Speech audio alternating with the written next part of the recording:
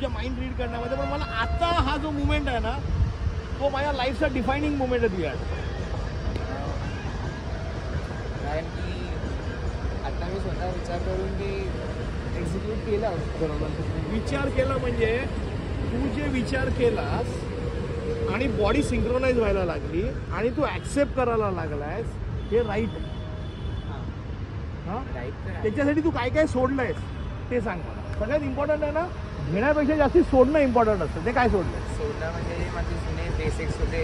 पाय लांब पडत होता, हेड होत होता, शोल्डर. सगळ्यात इम्पॉर्टंट गोष्ट सोडली ती सांग मला. शोल्डर ओपन होणार ते सोडलं. सगळ्यात इम्पॉर्टंट गोष्ट म्हणजे it is something to do with the behaviour, human behaviour.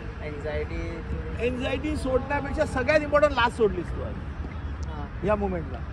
अच्छा, कारण लाज असते ना, लाज म्हणजे इगो, तो तुला अलाव करतो. माइंड सांगत असतं अरे करणार आहे, आपण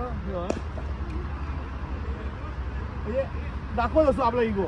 अरे मला माहिती आहे, मला माहिती आहे. बॅट्समॅन खेळत असताना अरे हा काय खेळतोय, मी जाऊन मारेन. मग आपल्यासोबत वांदे होतात बॅटवरती भरपूर वेळा, कळलं. तो इगो असतो, इगो सोडावा लागतो. पहिले जाऊन विचार करायला मला विकेट बघायची आहे, विकेट काय करताय काय करताय.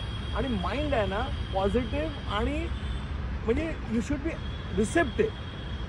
आता तुझं रिसेप्शन जे सिग्नल तुझ्या ब्रेनचा माझ्या ब्रेनशी आहे ना, तो आता इकडे राईट झाला. ते एका मुवमेंटमध्ये मला कळलं की तुला त्या इम्पॉर्टन्स कळला आहे छोटं ठेवायचा. कारण तुझा सगळा प्रॉब्लेम होता ना, मी एवढ्या वेळ सगळा टाइमपास केला ना, सगळ्यात प्रॉब्लेम होता तुझा हा होता. मी लगेच सांगितलं असतं, तू लगेच केलं असतं आणि उद्या विसरलं असतं. तर तुझ्या सगळ्या गोष्टी लक्षात आणून दिल्या आणि मग लास्ट करेक्शन केली. तर हे जवळ आण, झालं तुझा प्रॉब्लेम सॉल्व. म्हणजे तुला हात घेऊन नाही जायचं तरी घेऊन जातो. कळलं, हे इम्पॉर्टंट आहे.